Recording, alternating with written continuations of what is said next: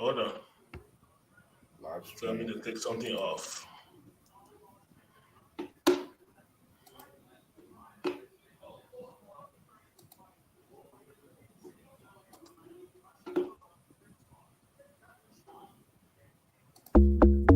My name is Abina Johnson, and this is Focus on Liberia. Hit it! From Cape Mount to Cape Palmer, mountain back to Atlantic Ocean, Obomi Hills to Pocondre, to educate, elevate, and promote. Yeah, focus on Liberia, for Liberia, Liberia, for Liberia, yeah, yeah, yeah, yeah, yeah. From Monday to Sunday, from Monday to Sunday, it's focus on Liberia.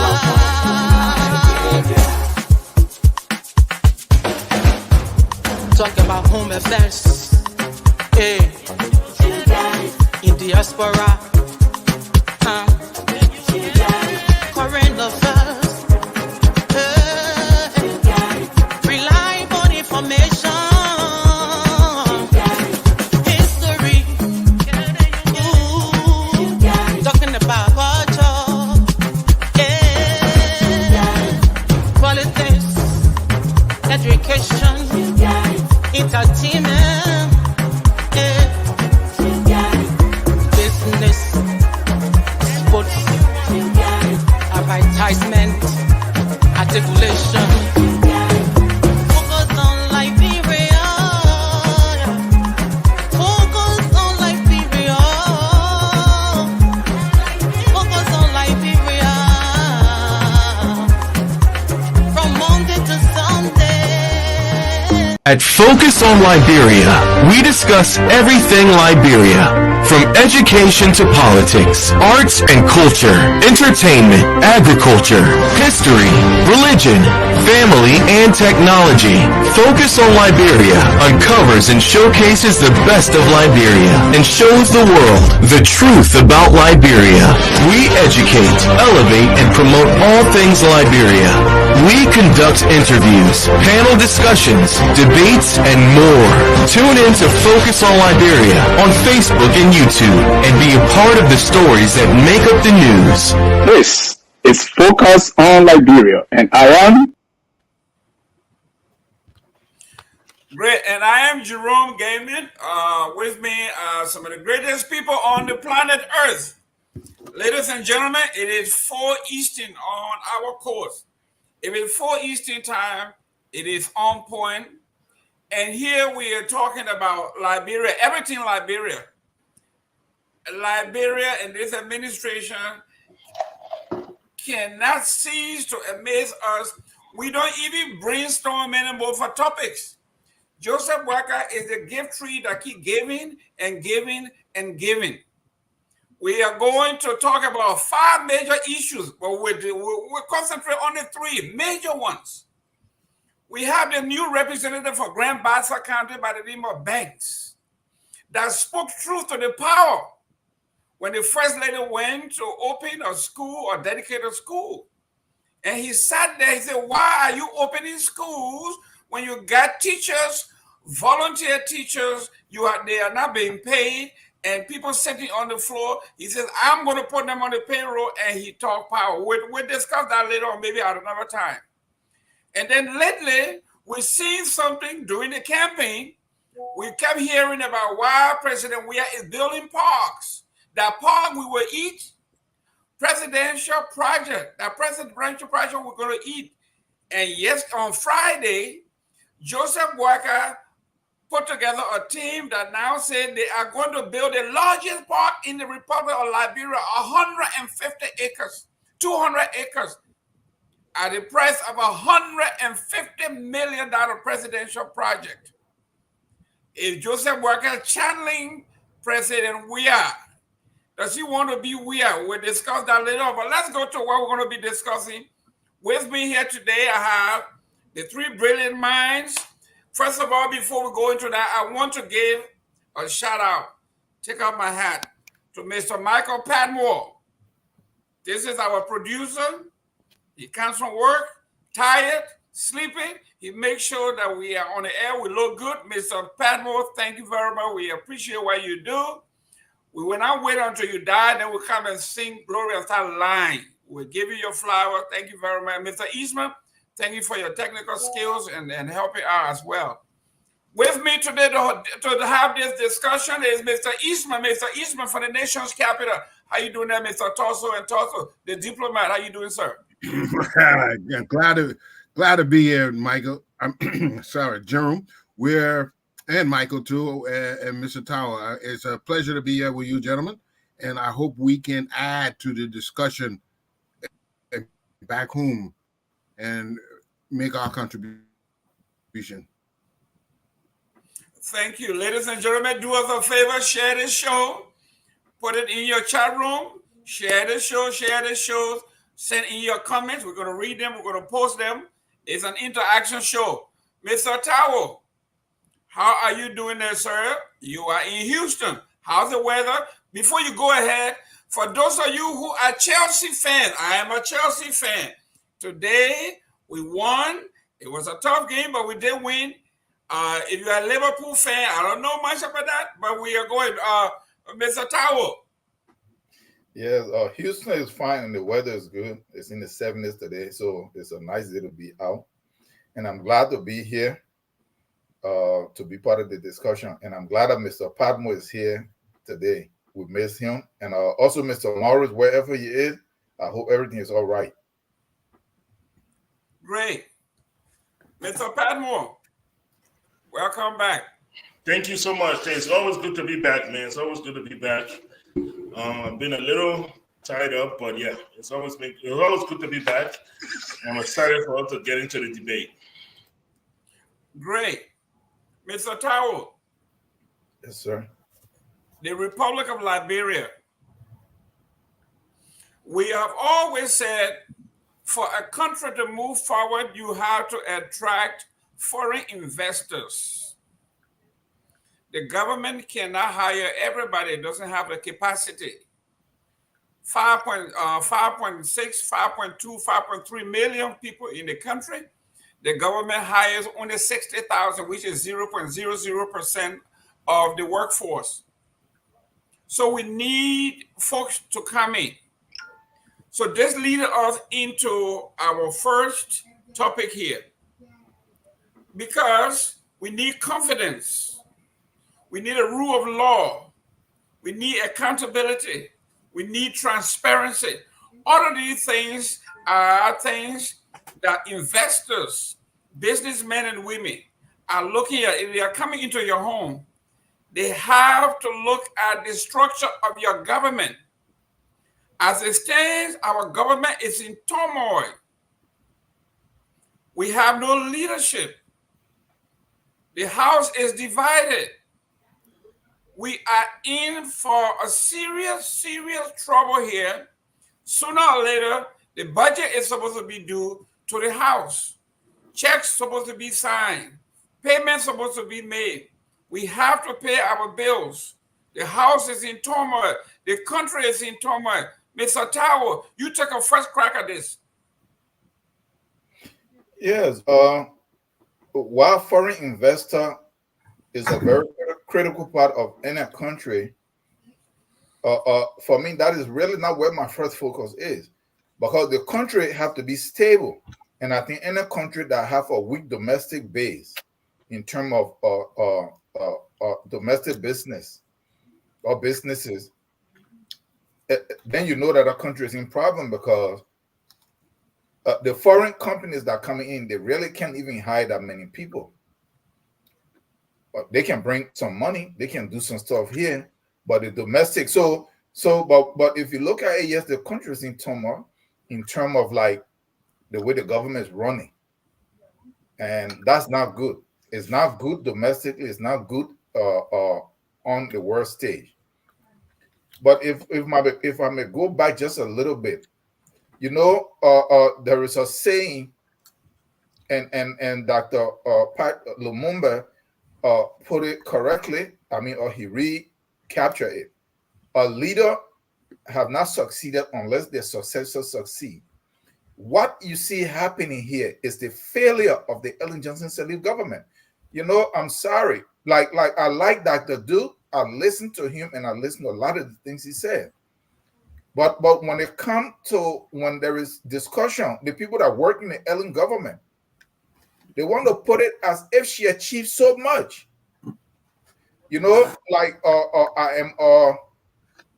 I was once a personal trainer, right? When I was in college and for a long time.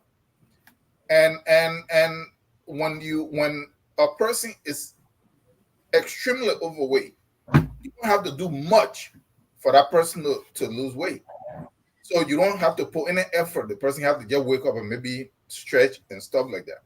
So when Ellen came there, because all of the achievement of Ellen that they listed or that they continue to list is that Liberia was so bad off and everything was at zero, that there was nowhere else that you could move because you hit the bare bottom. So you have to only go up.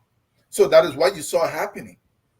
But Ellen did not put any real things in place for her to really achieve anything. The brown envelope, the fight that you see in the lecture, this was the foundation that she set. It was on her for the first time that the pay to play was completely open. And that became the hallmark of the government at every aspect. You go to Liberia when you're a businessman and you want to even get any kind of license, there is a known 10%. 10%. I was there. Whether that 10% is your whole profit, they don't care.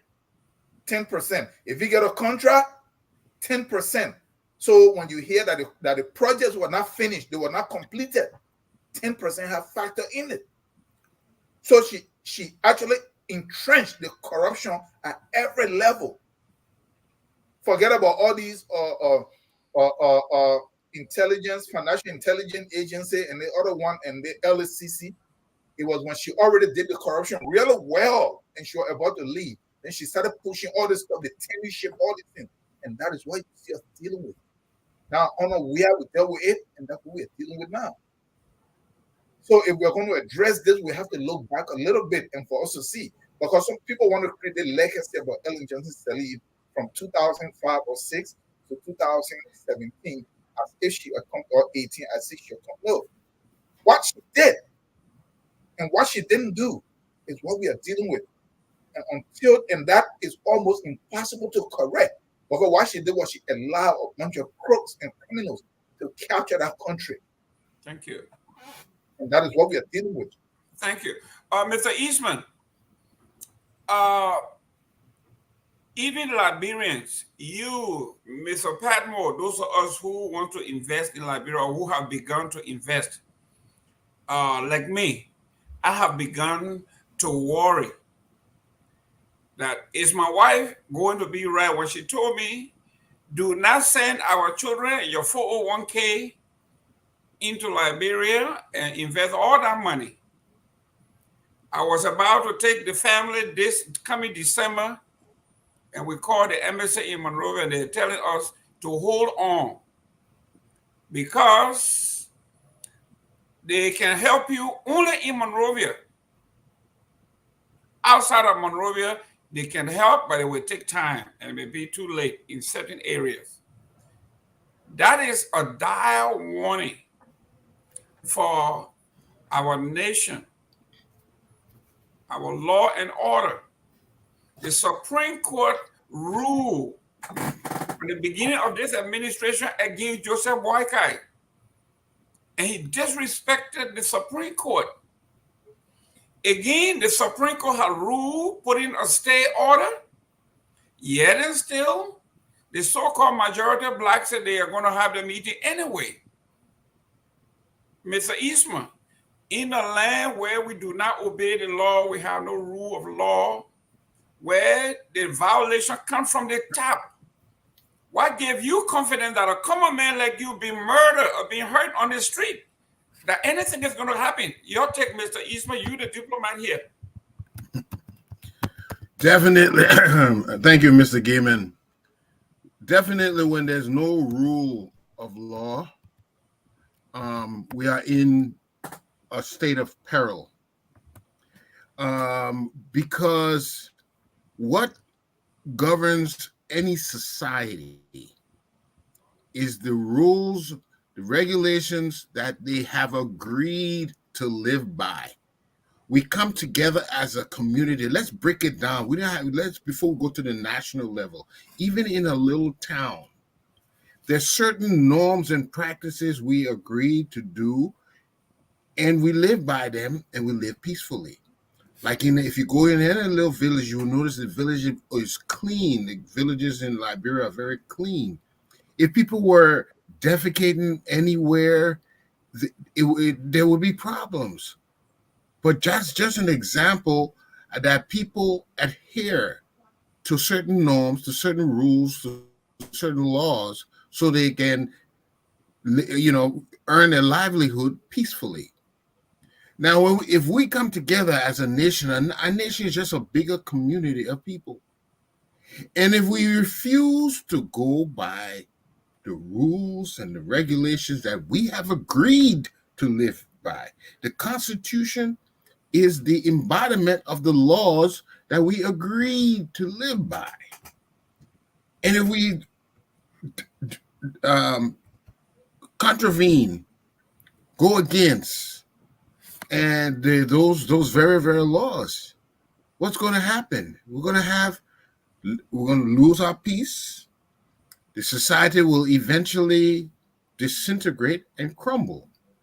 This is whenever we see some people abusing power by disobeying the laws that we have set, we see a disintegration of the society. We need to bring all these things that are happening in our country, we need to bring them back under the law. We have to ensure that nobody is living above the law. Things are going on right now, they have in our home that are illegal. And they keep on pushing the envelope. Okay. For instance, the streets are congested, but officials can drive on the left side of the road onto oncoming traffic. Why? There is no excuse for that. The only thing you as a representative is supposed to do, ensure we have roads. But you don't have the right to be. So this is showing how power is being abused. Because it's not normal for what they're doing, and it's not necessary. I can understand the president or vice president having to take these avenues, but not anybody. It's adding to it. And so instead of they're doing their duties, they are circumventing our laws and for their selfish interests. And eventually the society will crumble because, like even the great Roman Empire that expanded to continents, they imploded from within. When they stopped respecting the laws and the regulations that they agreed to live by, people get disgruntled. People start taking the law in their own hands. And then that's why we see civil war, we see chaos, and now it's beginning to lift its head again. Our honorables have to respect the law, and we Liberians, the things we should protest about, not salaries. You see, our salaries are determined by these people. If we can't get paid, it is these people that are doing it because they don't know what to do to make us get the money we work for. So we need to bring them under the law, to respect the law as it is. Then we'll see better outcome for ourselves. We're instead of going after the root cause of our problem, which is being respectful of the Constitution and respectful of the people's will, They are not doing that. And that is why we have the situation so dire. Liberians are resilient people, ready to work, ready to do anything. But we don't have the kind of leadership that will harness our skills and abilities. It's too selfishly driven. And that's why we have half the problems we do. Thank you. Mr. Padmore, I don't want to quote you here, but I have to. At the beginning of this administration, when they bungled Joseph Walker's presenting of his asset recovery, he said, before I take power, my asset will be declared publicly. And before anybody works for me, that person will have the asset declared. The president reneged on that promise. The president illegally set up an asset recovery team that should have been done by the justice ministries and the other agencies. The president went to court. The Supreme Court ruled against him, and he disrespected the Supreme Court. Up till now, his ministers, his cabinet, I heard like only 26% have declared their assets. So we are talking about 78% of the administration has never declared the asset, and these are all laws broken by this administration. If the president at the highest level can disregard the Supreme Court, why shouldn't the layman and the legislature, Mr. Padmore? So a couple of things. First, I think we should restrict our time to 2 minutes. Okay. I'm not being the timekeeper. Please do. Just because, there's 6 of us. So if everybody take 10 minutes, we'll speak 2 times. And I wish you finish. So I don't mind being the timekeeper. Please do. I have one right here, and I will start with myself. Okay. There we go. Concerning, I don't know whether we feel the disrespect of the Supreme Court. I don't think anybody has been disrespected yet. The House of Representatives is still yet to meet and to have the order from the court read on the floor and debated. And I guess at that time we will know whether there's going to be some sort of ignoring of the court or not. But when it comes to the rule of law, yes, definitely there have been. Look, we have rules, we have statutes, we have the Constitution. You can't decide which one you want to follow and which one you won't follow. Okay, every single 73 members of the House took an oath. The Constitution said they will make their own rules. They made their own rules on how they're going to elect the Speaker. They also made their own rules on how they're going to put aside the Speaker. At that time, none of them said would win by majority vote. Everybody agreed 2/3. They agreed to it. For them to come back now and decide, no, we won't do it that way. We're just gonna, we'll do it this other way. It's sad. I'm glad that the Speaker is standing up. I hope he continues to hold his own until they get that 49 vote.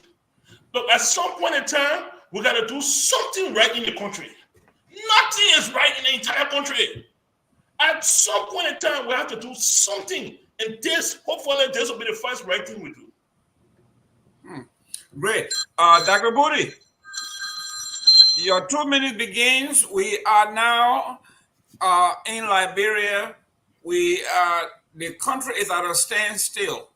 Some people take glee in ruling in chaos because they can steal and do all of these things. What is your take on what's going on in the House and the president's lack of leadership in this?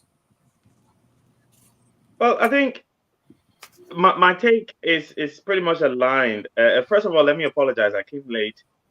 because our clock went back today, and I thought I was starting an hour late when Oh, you come guys. on, because Chelsea celebrated. won. Chelsea won. You No, get up. no, don't interrupt my 2 minutes, please, Mr. Padmo. Please add my Yes. injury time. Add my injury Okay, time thanks on, very please. much. Go Yeah. Blues. But basically, look, I think it's a shame, and Mr. Eastman touched on it. Mr. Padmo, we missed you, or I missed you. It's glad to have you back. And you nailed it as well, right? You cannot set rules to govern yourself, and then when it comes to implementing the rules, you want to do it in like bro say Konosawa. I don't think the president has any role to play in this, right? Because this is the legislature. They set their rules. The president has nothing. I know sometimes it's a game and you won't blame President Bouaka for this and for that. Today, I don't think you can blame him for what's going on in the House of Representatives. But they set their own rules, and they decided not to follow their rules. Now, if the president has his hands under it, that's not his fault. The people in the house that are allowing him to use them as scapegoats, they're the ones you should be holding responsible, not the president. So if the president is trying to undermine the speaker because he disagrees with what the speaker is trying to do, the people who are agreeing to do his bidding, those are the people that you need to go against. I think, look, this is a mess. I think, like Mr. Patmo said, it's a shame that our country does not seem to be able to rid itself of all of these horrible and things that keeps pulling us down. Because Liberia, they keep saying, "Oh, democracy, paying the thing for I don't know how 20 years now, democracy," but it don't feel like a democracy. And I know Mr. Tao will come Dr. Booty, and Dr. talk about Booty, the system. Dr. Booty, 1 minute. I have to push back here. I disagree with you that the president has no Please hand pause on. my 2 minutes, No, Mr. Patmo. I'm fine. I know this. Yeah, I know this, but I don't want respectful you to. I don't want to agree with you that the president has nothing to do with it from the beginning. But The I don't pres- want to miss it. No, but the president assembled people to his house and offered them bribe to get rid of the seat speaker. In the United States, listen, My point in exactly. the United States, the Mr. president Pa- of the Mr. United Mr. States can call Damon. the Democratic Party together and say, "Gentlemen, this is what we want to do." So don't tell me he don't know what he's doing. Mr. Gayman, there is a reason why they call it the separation of powers, right? Every branch of the government has powers that it's unique to them, right? The legislature has the right, like Mr. Patmo so clearly stated, the House of Representatives and the Senate, I'm sure, set their own rules. The president cannot dictate the rules. Yes, he can play politics, which is called small politics behind the scenes, call one or two of them, say, let me get you something so you can take all the men from there. That's his right. That's his right. The people, and there's a word I want to use, but on TV, they start with an I, but the I people that decided to take the bribe and then go there and cause chaos instead of doing the people's work.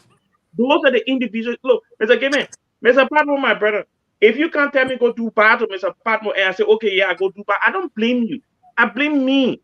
Because he's my brother. I'm the one supposed to protect him. I can say, oh, but Mr. Gayman say I'm gonna do it. No, people need to be held accountable. And yes, the president is undermining the speaker, but he cannot vote. He cannot be part of the 49. When it's called vote now, he can't vote. You can take all that money or eat it, nothing will count. It can do nothing to you. You were elected by the people. Great. Mr. Gay, now here we are. This man is a pro-boycott man. He's over here defending the president. The president was giving out money. Yaka Kaluba said the man called us to his house. He was trying. So if the country is in turmoil and the buck stops with him, yeah. If the buck stops with the president, his country, his leadership is in turmoil, the whole world looking at him funny. You don't think it would make sense to call his lieutenant and say, "Gentlemen, listen, this is what I think we should do. This country doesn't look good. No investor coming here. We're doing blah, blah, blah." He's saying that. Go ahead, Mr. Gay. First of all, good evening to all. Welcome back, Mr. Padmo. We'll miss you on the show. Listen, I want to agree with with Mr. Padmo and Budi. Yes, is the beauty of democracy, and I'm glad that we have such a speaker who understands the law, who is a law practitioner himself, and who, maneuvered to get to that position before he started exercising what he truly believed. It is not easy to be a deputy speaker and want to rule. and correct things because you can be through on the sideline. Now he has the gavel in his hand. He can set in place things that needs to be done. They are fixated on the fact that two speakers were removed clandestinely by that same means, wherein they didn't have the 49 vote, but however, their political pressure allowed those 2 speakers to be removed from office. So the thing is okay. I heard a rookie representative called Representative Famule from Birmingham County. He was on the Sport Network and he was saying all kinds of things. I was like, are you a lawmaker? Because you cannot be a lawmaker who raise your hand up in the air, place your hand on the Bible, and took an oath of office to protect, defend, and uphold the Constitution of Liberia. Then in the same vineyard, ignore the Constitution. You can't have it both ways. Your own rules, 9.1 states, two-third majority of 73, but mathematically it's 48.6. So we don't have a half human being at 49. You understand? A simple mathematics there for you. Two-thirds in the Senate is 20 people out of the 30. If you don't know that, then you are an embarrassment to our nation. The Constitution must be respected at all costs. I won't say he not respecting the Supreme Court, just like Mr. Padmo said. We have up to Tuesday. Let's see what will happen. Now they are saying, because they have majority, and I'm glad that the founding father also did not put majority block in the Constitution. We don't have no such thing called majority block. It's called two-third majority. There's a big difference between the two. So if you do not have 49 people, even though you have a reservation, your reservation cannot be heard. Your resolution cannot be put on the floor for discussion because you did not meet the threshold required. Then another thing also he tried to hold on to, and some of whom, all those on the opposition side or opposing to the speaker side said, oh, they can elect a speaker pro tem. That is true. But the only guarantor or the only article reason why that can be done is when the speaker is absent. In this case, the speaker is present. You don't want to go to him because you say you don't respect him. He's not your speaker. Granted, if you don't have the number, automatically you have to go to section. If you have the number, then you come to section as well and put your resolution on the floor for debate. And after the debate, you take your vote. If you meet the threshold, then you remove the speaker. Until then, that speaker pro tem qualifier does not apply to you because you do not have the required number to have that, and the speaker is present. He's not absent. He show up to the Capitol building, so you have to have that number. So you cannot use that clause that says you can, elect a speaker pro tem. These guys know the truth. Right. In their mind, a political pressure will do the trick for them. Unfortunately, they have a speaker who understands the intricacy of the law on the books and all the different things. So they cannot have it. The only plea that I plead for those that support Speaker Kofa, he should not lose anybody. If he start losing member, then this guy will take him out. But if you maintain his 29% plus himself, make it 30, then they cannot take him out. And there is no way they can take it. And if we continue this way 2 more weeks, these guys will be held accountable because they are stalling the process constitutionally. They are violating, because if you do not have the number, you cannot stall the process. Is your time working? My time is working. I wanted to share something with Mr. Gay. Yeah, and so I had to pause my time. Sorry for that. I wanted to share something with the show, if I may. Yeah, go ahead. Yeah, then give me extra minute too, because they may have extra minute. There you go. Who's this? This is the formula guy. The rookie legislator for the formula. That's a real human being? Just a joke. Keep this thing live. That's the rookie. I got a lawmaker right there. Okay, great. So you make it out of the rookie. I just wanted to show the people, this man, after being elected, a rookie was seeking a deputy speaker position. Oh, Yes, this he is was. right though. You was seeking Yeah, but the that's a evidence. okay, guys. Listen, I want to get. give everybody 1 minute, exactly 1 minute on this one. I will start with Michael Patmore. The majority of black came up with a charge. They said this the speaker at the time he was deputy speaker, he overspent his line item by $4.9 million, and the speaker agreed he did. Mr. Patmore, isn't that giving your opposition, giving an ammunition against you? I don't think Mr. Tower has spoken though. No, with 1 minute he spoke. Go ahead. Go ahead, Mr. Patmore. So absolutely, that is strong. That is very strong ammunition. I totally agree. That actually should trigger. That should trigger an audit of the entire house, not just speaker. But here is the thing: that ammunition should be taken to the floor of the house. It should be taken to the floor of plenary. That's where that should be debated. That's where that problem should be raised. You see what I mean? You don't take it and carry and go create a separate body. No. Look, every single Liberian has certain rights. One is to face your accuser. So he too is entitled to his day in court. Ask him to recuse himself and set up a committee. Bring somebody from outside. Let him audit the house. And if you find him guilty, then you remove him. Nobody will restrict that. But you can't do this side thing and then say, oh, the man was arrested in America, and the man account is this amount of money. The man is a lawyer. Come on now. The timekeeper is disgruntled. Acting like the representative. Mr. Eastman, 1 minute here. These guys, they have a golden opportunity, a golden goose egg, where they can actually capture this man and prosecute it, and they're letting it slip through their hands because they are ignorant. There is more to that. 1 minute. There's even more to that. There are allegations of bribery.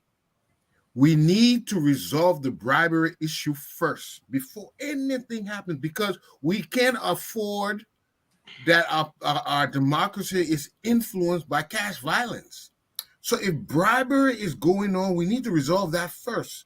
Because if all this wouldn't have happened if there was no bribery, that is why we have to address it first.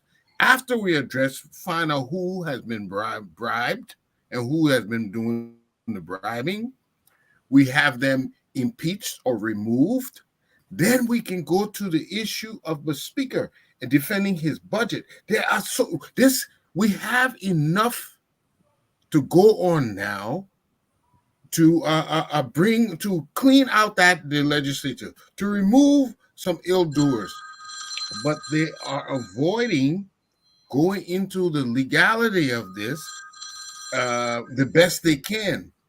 You see, if we listen to the time. You can't watch it, but listen to it. Go ahead. Okay. Without the rule of law, a society loses the structure needed for justice, equality, and stability. It will lead to a breakdown in the democracy. We cannot allow that. Go after the bribers, the ones who receive the bribes, and then let's start talking about these budgetary discrepancies that we're hearing about. And if the speaker needs to be removed, he will be removed. But if they don't bring down the law, we're doing nothing. Thank you. Mr. Tower, your 1 minute. Here we are. We are the speaker has a constitutional right, and he's applying that. He needs a 49. When you come with your 49, I will leave. I won't argue with you. That's what the law says. But on the other hand, they charge him, they accuse him, and he admitted that he overspent his line item by $4.9 million. You see, I'm having a headache over here, almost about to lose my sight. Because I keep saying it. My sister Marta posted something here that the problem with Liberia is illiteracy and all of this stuff. No, it is Liberia trying to practice a system that was imposed and then forced to follow, that is foreign, that is corrupt in nature. It doesn't work. My brother Eastman just said about the bribery. Where do you start? When you talk about the bribery, where do you start? It said now, No, the whole system is money violence, if the way you put it. The system is based on corruption. The process of campaigning is all a corrupt practice.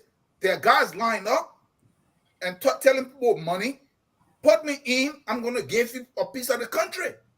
This is what the democracy is. Look, democracy is the most corrupt system, the way in which it is practiced even here in the U.S. Thank you. But that is our problem. Good. You see, Mr. Tower was right on point. Doc, you're 1 Because minute. I follow law and order. No, before you start, The first time you follow the law. Yeah, go ahead. No, 1 minute. Let me get serious. I think before you start my time, Mr. Patmo, Oh, no. You start your time already. No. Mr. Gaiman, wait. I've just read that Speaker Kofa just posted that he lost his chief of staff this afternoon. Yes. Mrs. Helen Howard, which I think is a sad. Obviously, we're talking about the issues that are going on at the legislature, but that is a sad situation to be happening to him whilst he's going through there. Obviously, the family of the lady as well. So I'm not sure if you announced it before I joined. I've just read it, so I thought I would bring it to the attention. It hasn't been made official yet. That's why a lot of people are holding off. Oh no, I've just seen on Front Page Africa, so so I'm thinking it's official. So, but anyway, yeah. So start my 1 minute. So I think, look, first of all, like Mr. Eastman said, the bribery is the major issue here. And the reason it is for me is because we need to be able to deal with the issue. These guys don't care about what Speaker Kofa did. They were giving 15,000. Like 15,000 they're voting for. They're not voting because he did this, he did this, he did this. So it's the bribery. So let's deal with the bribery. And they will put, when we punish the person and they don't go with impunity, it will put fear other people so that they wouldn't go and do those kind of things or attempt to bribe people because they know there is ramifications if you do that. Now the issue, Mr. Gaiman, you talk about the mayor spent over his budget when he was deputy speaker. I don't think that's ammunition. He's admitted to it, right? Clearly, he doesn't go and authorize and he paid the check himself. It goes through a process, right? The legislature has a process. So if it was authorized and went through all of the checks and balances, the auditors approved it, he hasn't done anything wrong. Governments overspend all the time. He's not the first government official that has a budget that's overspent. So I don't think it's ammunition. Good. Your time is up. Mr. Gay. Yeah, I want to also agree with Mr. Eastman on the issue of bribery. But Mr. Eastman, it's a great thing to focus on the bribery. But I don't think with the time we have now, with the political pressure, that the speaker will be able to do that part. I think right now is to address the whole situation of its removal, whether or not you're going to be removed or not. That is a sticky issue right now. No, he shouldn't be removed yet. You got to deal with the bribery before we talk about any kind of removal or change. Yeah, but then he has to have the quorum to be able to discuss this matter. So, yeah, so until that is resolved right now, because there's a still order right now from the Supreme Court, and I believe these guys, they will have the letter before them on Tuesday for it to be presented to the body, and then from there they will take a decision. But yeah, bribery is a felony under the Liberian penal law, right? It is a felony, so that is not an easy. It's not a misdemeanor case, so that is a big deal. So if any lawmaker is caught liable of bribery, that is a complete removal. Is one of the reasons as lawmakers have to be removed from office. Correct, and we need them moved out because they are the culprits. So who's going to take care of this bribery thing? No, but an LSCC job, man. An LSCC investigation. I don't want to hear nothing about LSCC. I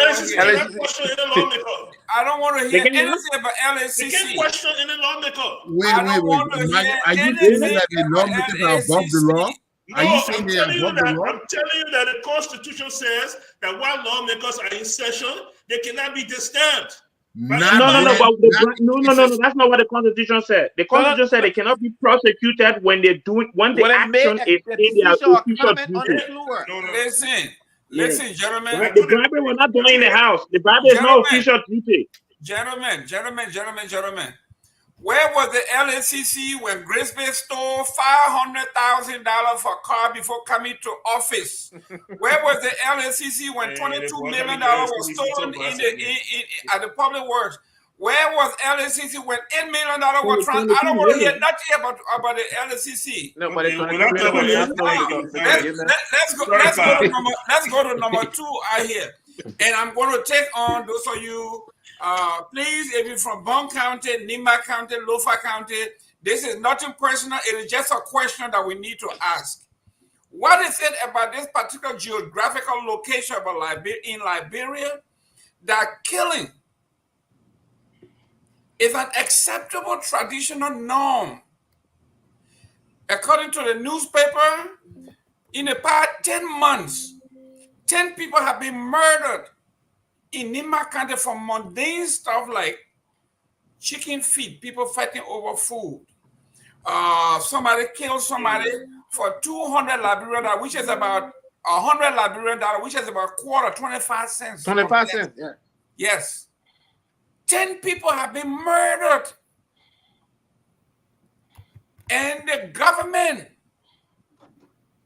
there is no investigation. We saw this during the election in 4 years. 6 people got killed. 1 got murdered on national TV. Let me start with you, Mr. Gay. I am shocked. Talk to me. What is going on here? The capital of many gay, that's where they're coming from, just so you know.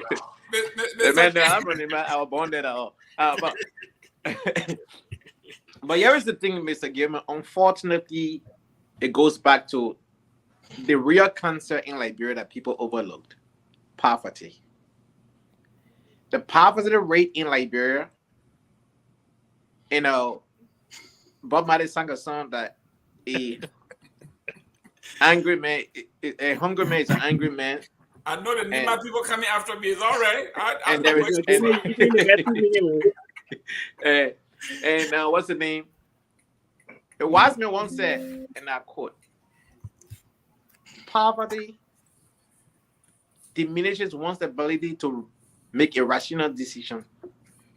When you are poor to the extent, you don't make good decisions. No police officer who have fought for chicken foot or chicken feet had they been paid on time and paying living wage. Let's just be frank here. Chicken feet, or somebody wrote on Facebook, I want to give them credit. It's not my own word. That said, more chicken feet will be eaten at the guy's funeral. More chicken feet will be eaten at his funeral. And that's true. It is sad for our nation that 2 police officers, the next one also will be prosecuted for manslaughter because his action led to his death. His direct action led to the death of that man. I'm not a lawyer, but I can tell you, if he's prosecuted, follow the law, he will be held accountable for manslaughter. That's a murder in the 2nd degree. And this kind of thing happening in 2024 in Liberia. Very embarrassing. Look at the officer body and look at the uniform on the man in the first place. That tells you something. An officer of the Republic of Liberia, not district police, not county police, something we would consider a state trooper in America. Great. Dr. Booty, let me read what it says here. It says here. Where are you reading from? The newspaper reported. The newspaper Front Page Africa. It says here, according to their report. What did? People won't know. Yeah. It is October 25th. Thank you. 2024. Okay. It says, according to eyewitnesses' account, 2 officers fought for more than 30 minutes before being separated. Later on, a second confrontation broke out during which Officer Brown was severely beaten. He was initially taken to G.W. Harris Hospital in Saniquili, Nima County, and subsequently transferred to JFK, where he was pronounced dead. Death in Kwekonon village near Jackson Fiado Hospital in Tapeta following a dispute over an evening meal. Additionally, a young girl was killed by Prince Seimi and his wife in Bo Community Junction in Ganta during an argument over a phone battery. In another incident in Ganta, Blegay Town community, a man was beaten to death over $5 Liberian during a funeral gathering. He killed him at a funeral. This disturbing pattern of violence over minor dispute has raised concern within the community, the Nima community, prompting call for stronger measures to prevent such tragedy. The people of Nima County themselves have come to grip with this, that we cannot kill each other, and there's nothing happening. Go ahead, Doc. Now, first of all, Mr. Gamer, let me push back on this, because I think labeling 3 of our counties as places of traditional or tradition-infused deaths, I think is unfair. I spend a lot of time in Nima County and have very strong affinity with the county. These are 3 isolated cases. Not 3, 10. 20. Let's even say 20, right? No, not 20, 10. No, not 20, 10. Even if it was 20, my point, the number, man, is 10. We're not going there. It's 10. Can I, Mr. Gamer, you're supposed to be moderating. I'm stating to you that it doesn't matter the number of deaths, right? The issue here, the issue that we have here is, look, one, when you talk about a police officer, he didn't die over chicken feed.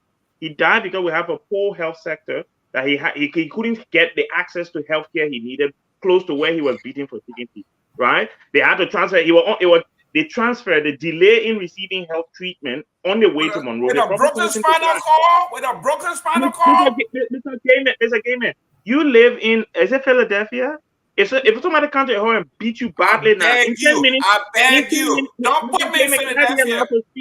Within 10 minutes, an ambulance will be at your house. Within 20 minutes, you'll be in a hospital and you will receive treatment, right? You probably wouldn't die. So let's just not put it on the man who beat him for chicken feed. Yes, they beat him for chicken feed, but the fact that he could not access healthcare close to where he lives is a major reason why he died. Because when he was in San Nicolas or Yegepa, wherever the hospital is, he was alive.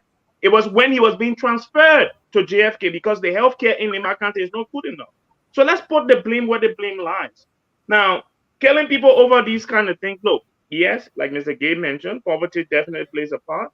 But I don't think we should blame people from these counties. I think it's wrong. Let me put it that way. I think it's wrong for you to blame people from these counties as, it's endorsed by their traditions. No, there is no tradition in Liberia that endorses people killing each other over chicken feed, right? That's just unacceptable. Good. Mr. Tao, the internal minister of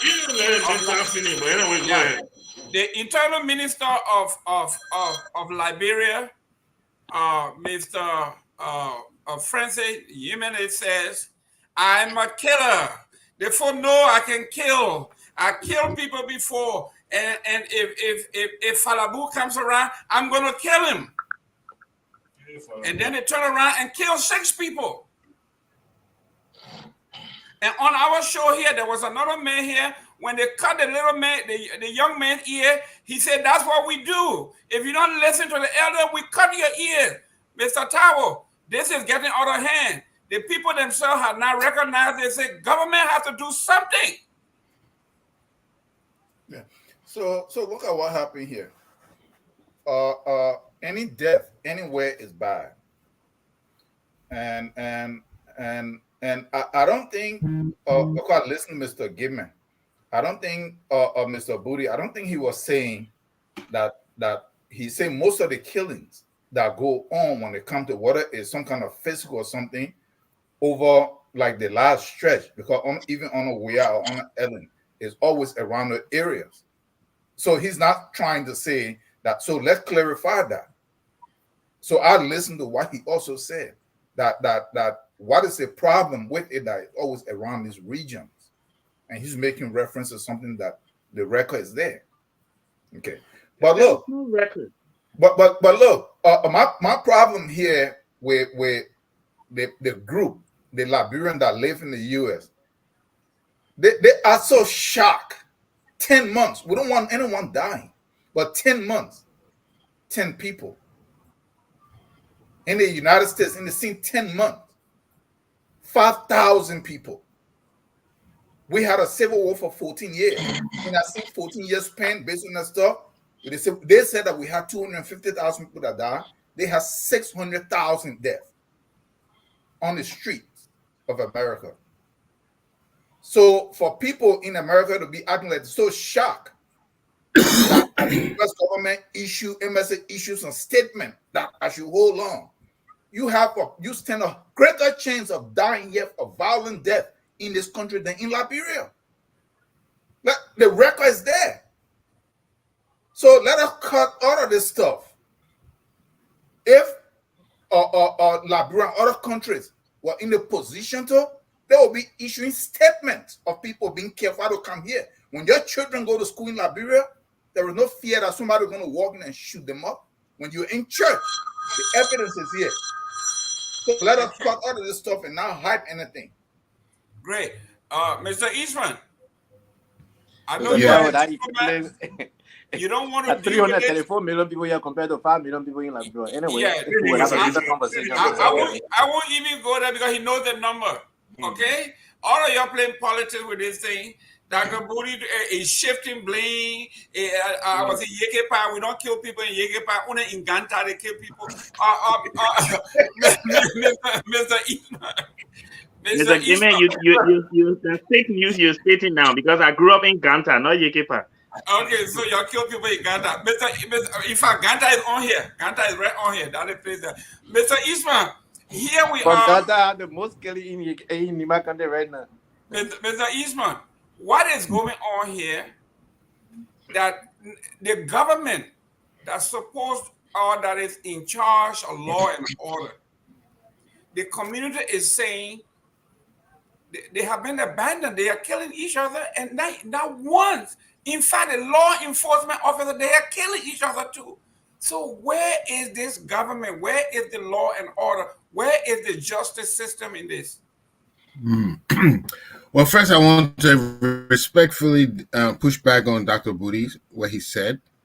If the medical examiner were to examine that person, they would not say he died of a poor medical system. They would say he died from sustained injuries from whatever. That's what is going to be the cause of death. So to say that inadvertently is the medical system, or we can blame a whole lot more than that. So his direct cause of death. If you want to push back, you have to state the facts. I didn't say it was the system on its own. I said it was a combination of things. Dr. Booty, you're talking like a politician. Let the man finish. Don't eat the time. You were saying the legislature. You were replaced that rookie. Sorry, I'm sorry, Mr. Eastman, for interrupting you. I'm sorry. I'm just clarifying. And I want to, Mr. Eastman, your time running here because everybody, these people from Nima County now, they are ganging up on me. Kau from Nima County is ganging up. She say I'm lying on her people. I'm reading this stuff right here. Then she say I'm lying. Now, this man who grew up in Ganta, you're killing people over there, and you say I'm accusing you. Go ahead, Mr. Eastman, your time. And I also want to establish, you said what could be done when we were talking about the other issue. Article 5 of the Constitution in Section C says, the Republic shall take steps by appropriate legislation and executive orders to eliminate sectionalism and tribalism and such abuses of power as the misuse of government resources, nepotism, and all other corrupt practices. It's in the Constitution. But this administration is guilty of that particular act. Yeah, sectionalism. I want this bribery thing can be persecuted. It can be prosecuted. Mr. Eastman, the people are dying. The Nima people say they have been neglected. The government not doing anything. Where is the law and justice in this country? First of all, we have to have respect for one another. You know, it's one thing to have the facilities and institutions, but it's enough to have basic human dignity and respect for one another. That is paramount. Okay, you can have any kind of hospital, any kind of institution, but people kill people all the time. We have to respect one another. This should never have happened. Now, yes, there's a lot that has to do with the improvement of the health facilities and even the roads and all those things that our country needs. But it will not happen under blatant corrupt practices right in front of your face and you do nothing about it. It will never happen. People will continue dying because there's no justice system that is protecting them. Their basic rights are being taken away. And that is the core of the problem. We shouldn't try to deal with issues instead of going to the core. Great. Mr. Padmore, you bring us home on this here. The people are saying that they have been neglected. There's no justice. There's no police. There's nothing. In fact, the police started killing each other. What is happening here? We have not heard anything from the Justice Department. We have not heard anything from the Godfather, Joseph Boakai. What's going on here? All right, so let me start my time. So here's the thing. Look, the human psychic is something that is very interesting. When you continuously subjugate people to certain sufferings, they react in certain ways.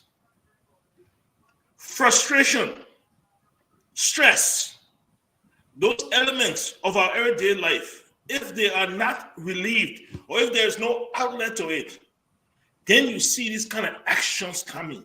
You see people acting in this way. You'll hear they say, "Oh, they making home. His son stole $1 from a wallet. He beat a child to death." Oh, this woman, she told a little girl to go to the market to go sell. She refused to go sell. She hit her with a big iron and she fell and she died. Oh, the two men were fighting over chicken wing, and because of that, somebody died. You really think that it was a chicken wing that people were fighting over? No.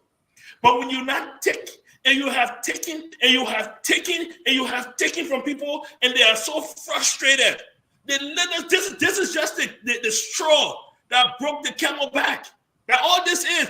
Let me ask you a question. You think if that policeman, right, was being served right, was being paid right, was being treated right, his home was taken care of, and all these things that we get up and go to work and try to pursue, you really think if you refer to a chicken bone, you're gonna laugh over it or you're gonna fight over it? You're gonna laugh. He was gonna laugh. This is just all that is being expressed now is the element of frustration that is going on in the country. And if this government does not take heed to day-to-day that chicken food, tomorrow it could be anything. There was the gentleman that set himself on fire in Tunisia. You really think that man would set himself on fire? But people get to that place. People get to that, man. You can't know in a cold mouth, okay? I don't want to get it tongue. You can't know in my mouth. I don't want to get it tongue. The men eat up 30 seconds of your time. I did back on your time. You're eating the men time. Go ahead. I can see why Aliyu Kamara ran away from the show, because anytime somebody say anything that is slightly in favor of Joseph Boakai, even though I'm not, I say if the president said bribed him or arrested him, they still say you caught him at town or everything I say, you just call me up, no problem. No, but the thing is, to conclude real quick here is that, look, our leadership needs to pay attention. You cannot have people just frustrated from day to day. People become explosive, and you can never tell what they will do. You need to ease the stress and frustration in that country. You need to find some kind of way to do that, Mr. President. But I will stop there. Great. Someone talked about, let me put this up here. This is a great segue. The greater wealth transfer in modern times take place in Liberian politics.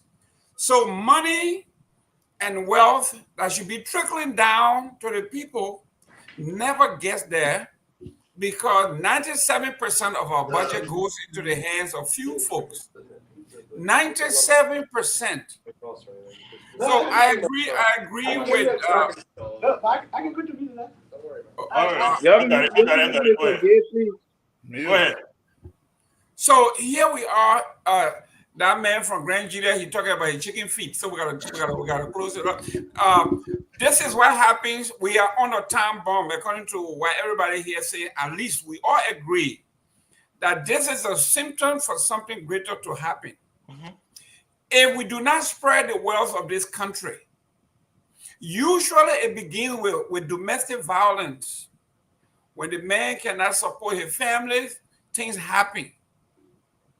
It begins in the home. It has gone from the home to the streets, where people have no regard for life. Can you imagine killing somebody over battery or taking a life at a funeral? Where you go pay respect to the dead. You kill somebody there. Ladies and gentlemen, we have to dig deeper. We have to dig deeper. But then, worst of all, we have no law and order. The reason the state's supposed to protect these people is if we serve as a deterrent. Hopefully, if we don't eliminate it totally, we can suppress it. But as it is going, it looks like everybody has free access to killing anybody with impunity. Now, let's go to number 3 here. Okay. We got a call here. 1 minute. Are we going to have our callers going today? Hold on a minute. Yes, go ahead, sir. Do you want to broadcast the call? Okay. Hello? Are you getting me? Yes. Well, I can hear you. We can't hear you. The call. All right, so let's go into topic number 3. Okay, we before we go to topic number 3, we got a caller here that want to contribute towards the first 2 calls. Go ahead, sir. Your name and where you calling from? All right. Thank you, Mr. Guerra. This is Elvis calling from Minnesota. Look, I'm taking a bit of a break from, the political, space right now. That's I'm Elvis? tired. Yeah, Elvis Morris. Yeah, Liberia politics has exhausted me, so I'm taking a break. But let me say this, especially on the issue of the violence in the country, I think you guys are missing the point.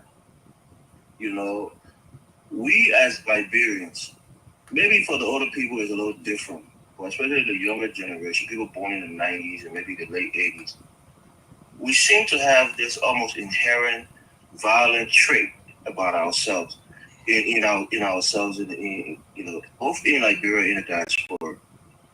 If I tell you the kind of things that happen in Minnesota, the kind of petty violence that occurs on a daily basis, not even on a daily, but on a weekend. We had a situation here the other day where the guy, 2 guys went to a function. One guy left his seat, the other guy took his seat. The guy came out and said, "Oh, my man was sitting here and said, oh, my God, party, nobody gets, any kind of seat." Those 2 guys got in a fight. The boys beer battle on each other head. One of the guys' foot got broken and had to take it to the emergency room. The guy's arm, I think his arm was also broken. His arm and his leg is both in a cast. I mean, we fight over petty things, whether we're in Liberia or whether we're in the diaspora. So this is not a thing in just in Ganta or in Lima County that is prevalent. It's prevalent amongst young people who are traumatized. And anytime you feel the slightest insult, especially like brand men, we run straight to violence. So this is a wider issue. It might be even a mental health issue that we need to talk about on a deeper level. But I don't think it's just one county. Even people in Liberia, it's in the diaspora as well. So I think we need to have a broader conversation about it. Are we inherently more violent? Is it because of our war? Is it because we're African? Is there certain groups of people in Liberia that have a tendency to resort to violence on the slightest, provocation? So for me, I think the reality on this matter is not about the healthcare system. We have a poor healthcare system. To fight somebody and to commit violence that's grievous enough to injure somebody to the point of death, it must be some kind of anger that has been burning in you for a long time. So let's not trivialize it and make it seem like it's the hospital, it's the people in a certain place, it's the water in Gata or Nima. No, it happens to all of us, of all tribes, and even in the diaspora, we carry that same violent tendencies with us, and it gets us into a lot of trouble before we realize what we've done. Our life is right upon the way. So I just want to make my input. I'll be taking a little extended break away from the shows on FOL. I need a break on Liberian politics. Maybe when I come out, I'll be more refreshed. But thank you for having me on, Mr. Gary. Thank you for taking my call. Thank you very much. Thanks for stopping by. I was going to shoot you up. Thank you. Mr. Morris, thank you for. It's not trivial. Right? Thank you. Thank you for the call. Thank you for the call. Now let's go to number 3 here. I know we'll come back to that. Mr. Padmore, can we cue that video, please, if we have it available? You're muted. Oh, okay, he's talking to somebody. For me, it's the Boston. No, I don't have that. I don't have that video. Okay. I don't have that video queued. I'm sorry. It's in our chat room. I put it in our chat room. But anyway, did you put it in the chat room? Yeah, it's in our chat room. Okay, let's discuss. I'll get it before the discussion is due. Yes. The president. There was a pronouncement this weekend about a presidential project in Liberia. It said President Walker, advisor on national infrastructure, clearly explains the overview of the $150 million park project in Marshall, Walker presidential project. I'm gonna pull it up here. Hopefully, by the time Mr. Padmore gets to it, then we all can look at it on the big screen. But for now, let's look at it from here.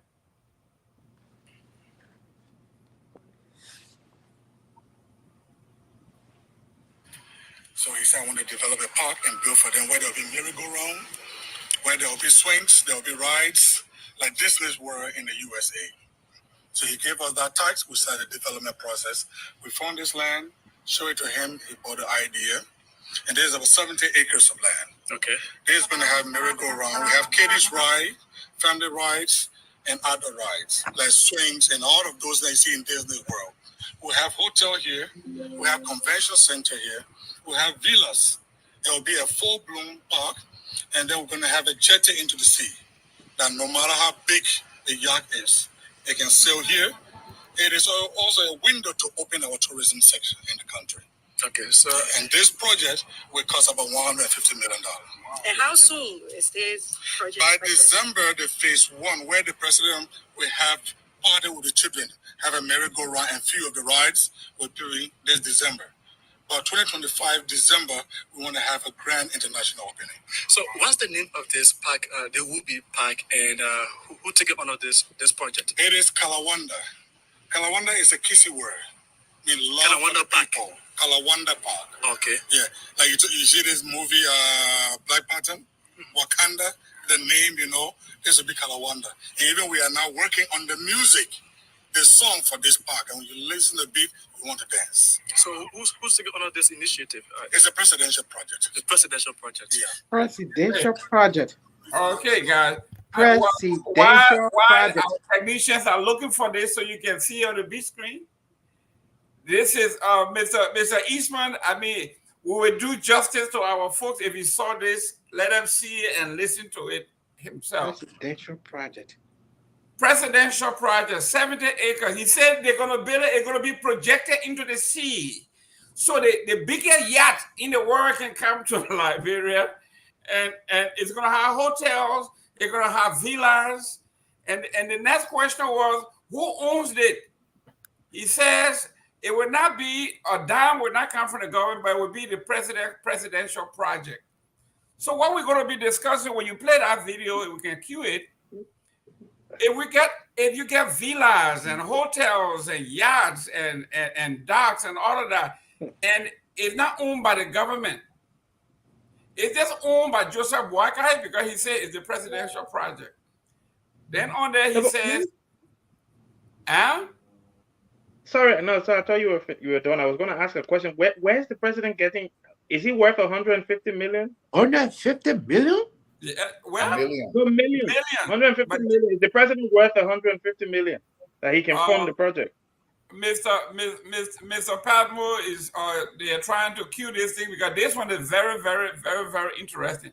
The reason most people are raising eyebrow when President Weah was building. Let me play this so we can go on. Good, good. Because yeah, play it first so then we can comment. Yeah. Gerald, I'm ready to hear for myself. Okay, here we go.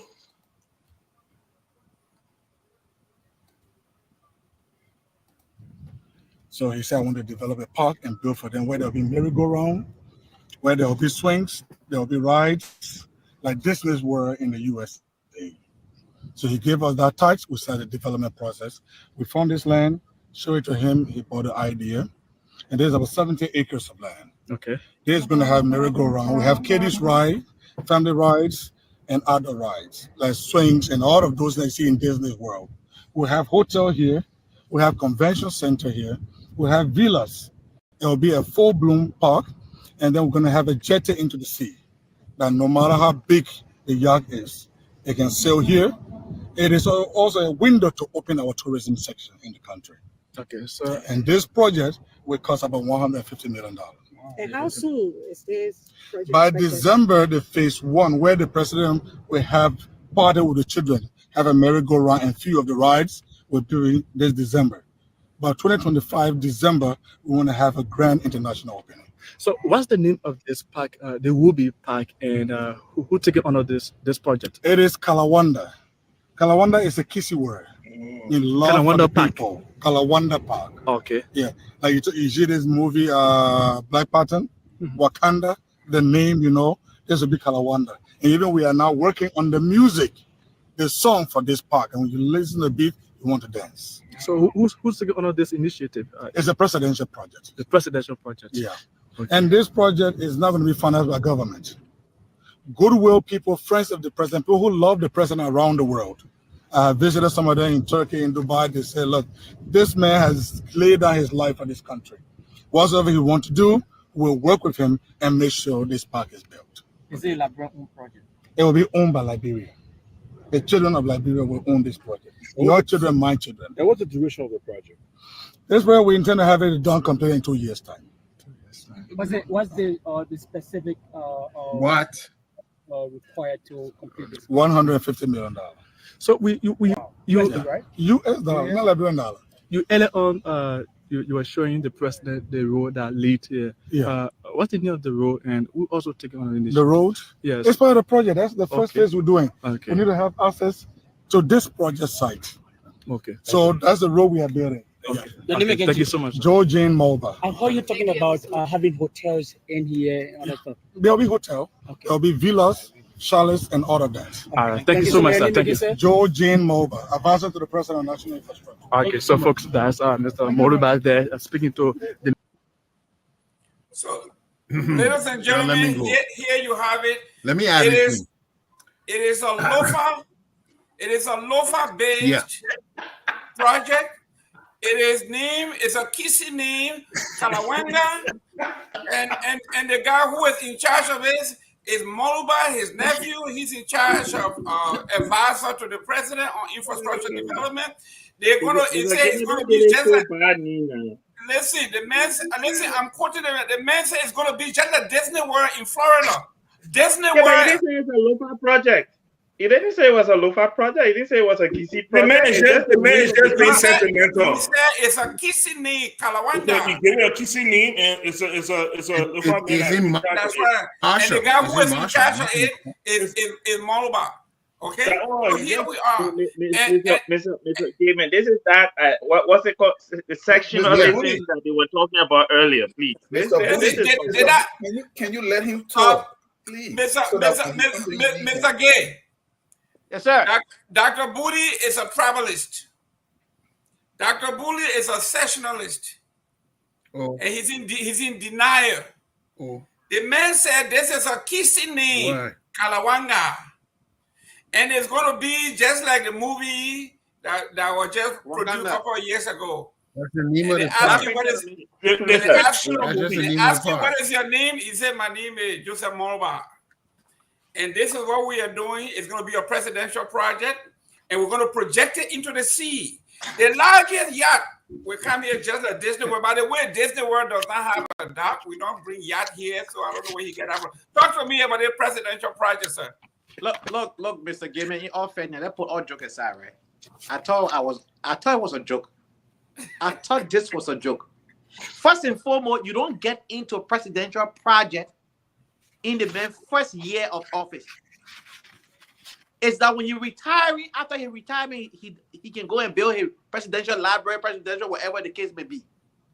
You cannot be in that seat and undertake your own project.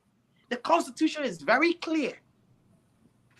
How can you undertake a presidential project that will not be funded by government?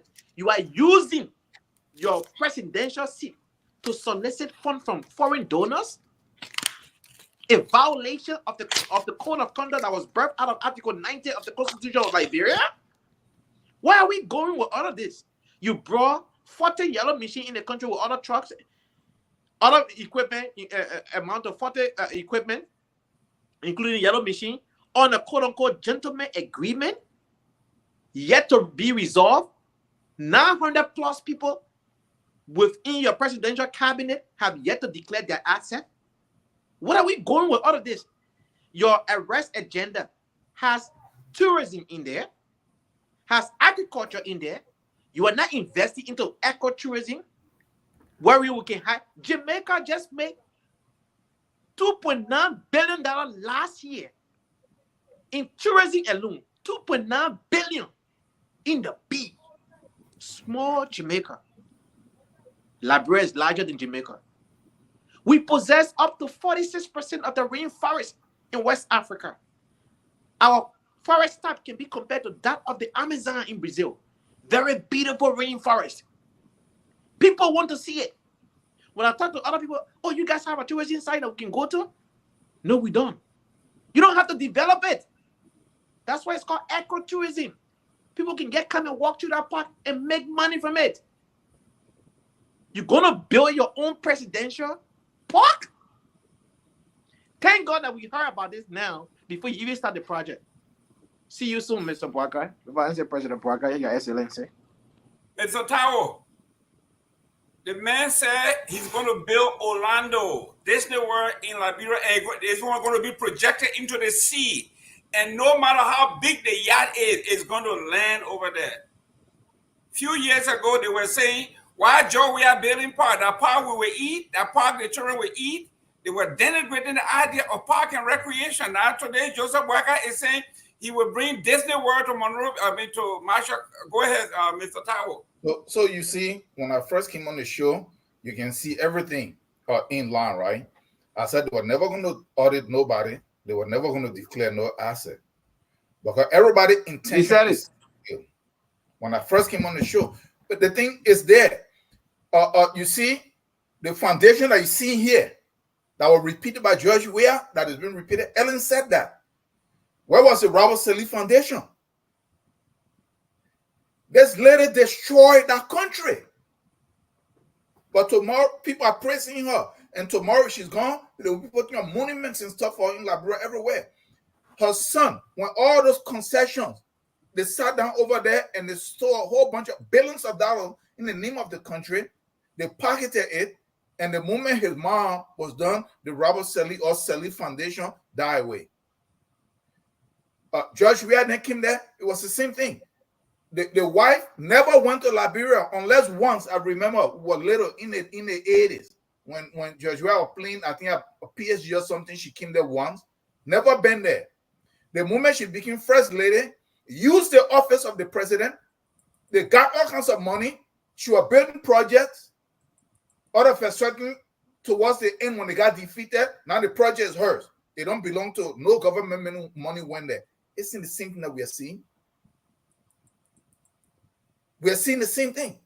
So what happened? All that stuff that they did, nobody can trace where the funding came from. You can't audit anything. It's now for the Weah family.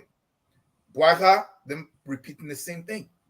I don't think this is anything realistic that will really happen because his nonsense that he's talking into this day and age. You're talking about swing and merry-go-round. Who's even doing that? People have that thing in their backyard. So that's nonsense. But the concept of it here is that whenever they come in, if you see this, all kinds of concessions and all kinds of agreements have already happened, and it's the kickback on those things because that's how Ellen said it. And through her son foundation, if you can pull the stuff, it was on YouTube where a BRE, they're discussing and they're handing her the envelope, and she's pushing the envelope back because the camera is there, and the man handed it twice, and then she pushed it back. And this old lady had the guts to say, hand it to my deputy because that's for my women's fund. This is the kind of stuff that we are seeing happening still. So Boaka, and they're repeating the same thing because nobody getting penalized, nobody getting held responsible. We'll protest against that thing. They will not work depend like on the that. criminals to investigate themselves. You are saying that we should look into the people are here trying to speak for Fonati Kofa. But Kofa was the one that was just sharing your money a couple of months ago. Kofa is the same one that was pushing for the representative for them to buy their $40,000 or $50,000 car. All of a sudden, the same corrupt guy, they're doing the same corrupt stuff. They want to remove him. People are not here defending that we're glad that he know the law, that he's. This is what we have, gentlemen. This stuff is corrupt. You need to line all these guys up and tie them behind their back and throw them into the ocean or something. That is the only way you free that country. I'm just telling you. This is the reality. I almost asked the same question on the screen. You're What telling will me. the JB laid down for the Liberia? I swear to God, collecting government checks. Mr. Eastman, Dr. Eastman, you the diplomat here. Joseph Boaka during the election, he was in Lofa Foya, he broke ground, he said he was going to build an elaborate city center for the people of Foya. Obviously, that was election talk. We have not heard anything. He and Darrell Dillon, Yeka Koluba, Ami Moda were there during the election, breaking ground for this center to be built in Foya, and nothing. So here we are now. This man to dredge or beach for Mecca yachts, to dredge or beach to build a seaport for Mecca yachts. And he said he would start with merry-go-round. Go ahead. You know, I would have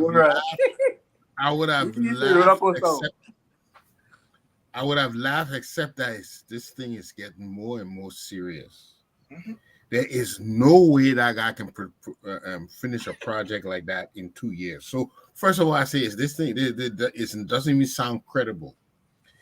Then I try to look underneath it because a lot of times the things that people doing, one of the commentators say this is classic money laundering.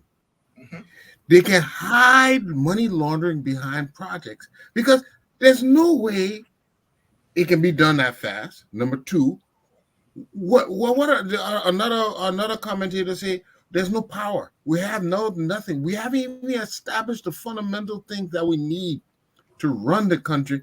And he's talking about building a mega park. And is this only for a personal aggrandizement? I mean, there's so many things we have to do for our children, the education system, the women, the LU students, all these things, the health system. But it's not attracting our mind. We want to build a park just so our name can be on the park. I still don't think this is credible. You know what I mean?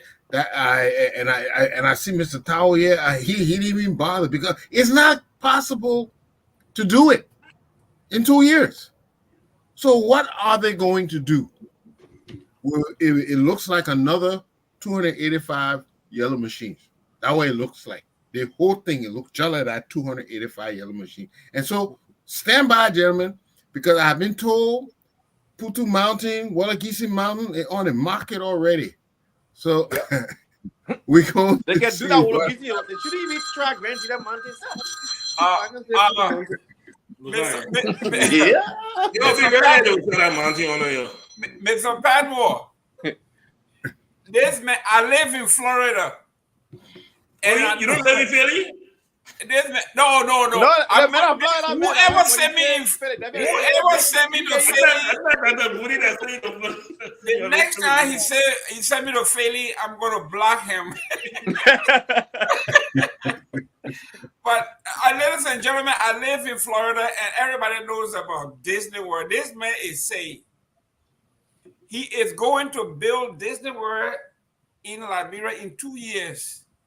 Mine. and he's going to project it into the sea. The mega yachts will be coming hotels and villas and what all the names he was calling over there. That man did. And I'm looking at it and I say, these people think that people in Liberia are so gullible and stupid that you're going to say you're bringing Disney World to Liberia, you're going to build it in 2 years. Mr. Padmore, you're the diplomat here too, so you have a way of massaging the world. But this one here, the Frita method, it passed mark. Go ahead. All right. So, look, even the current electricity run the page, I get it. You know, the current they need to run the merry-go-round, you not get it, but you come and build merry-go-round. You know, people trying to get stuck up there. I think for me the saddest part is that there is no original thought in this government. It's extremely sad. We saw George Weah do this. George Weah built a sports park because he's a sportsman. He played football. That's what he did.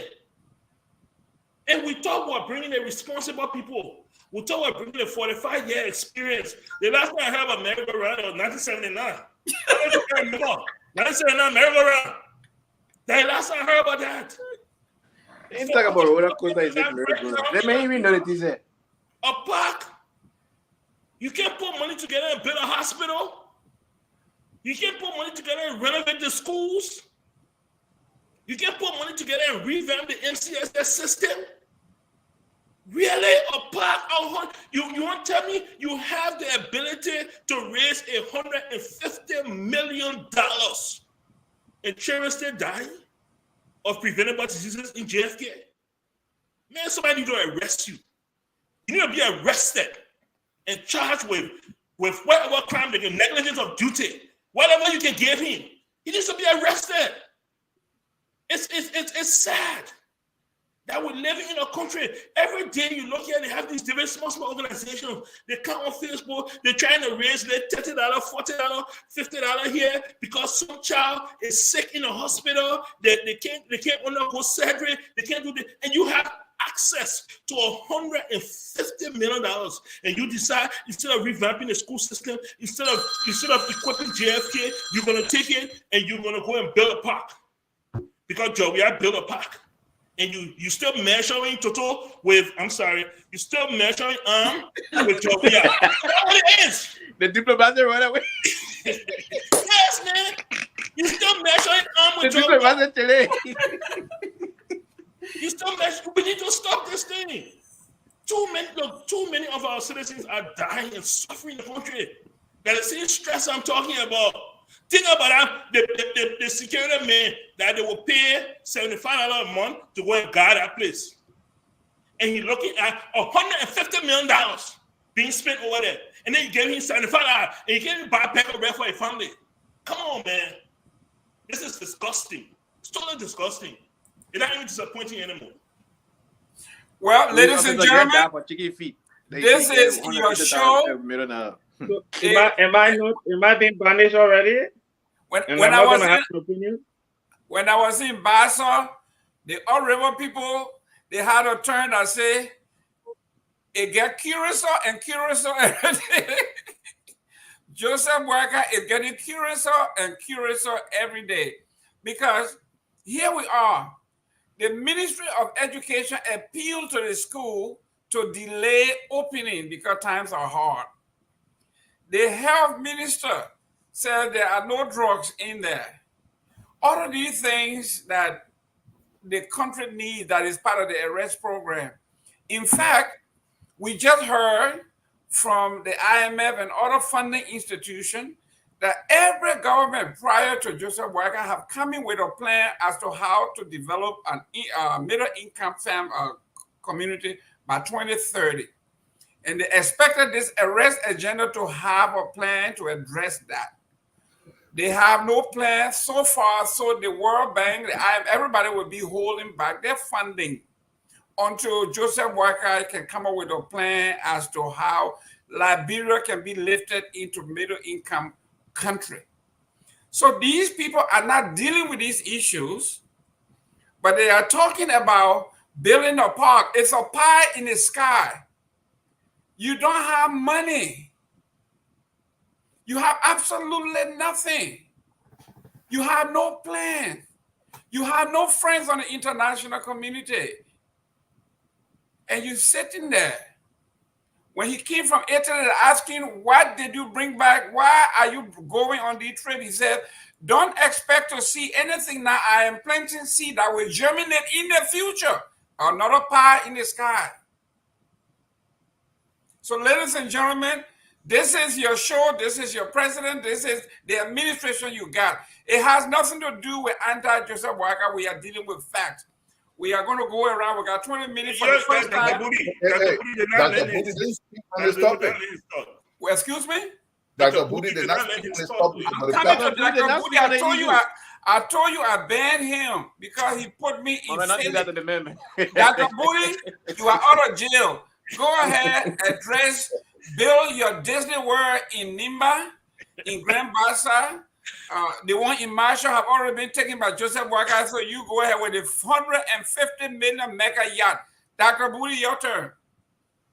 I know. Obviously, we try to put some,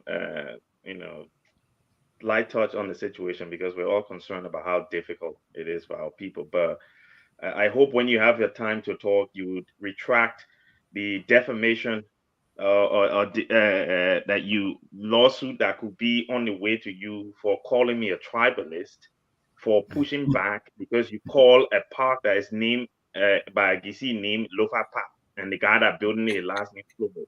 That's wrong.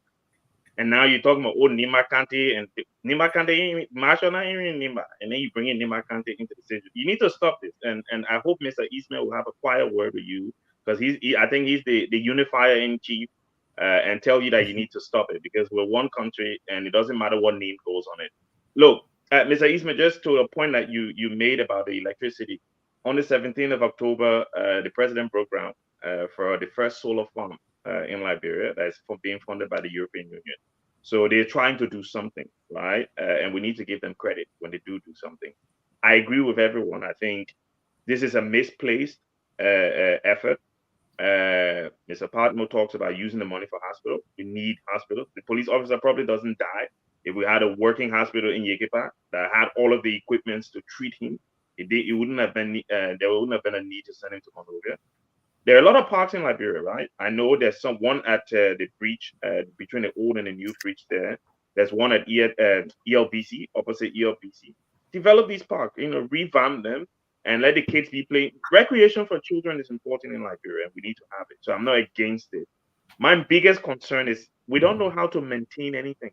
So how do we keep these things safe for the children? How do we, even here when I go on rides or now when you're making settings, I can be worried. Imagine in Liberia, right? Where we don't have the idea of maintaining these things.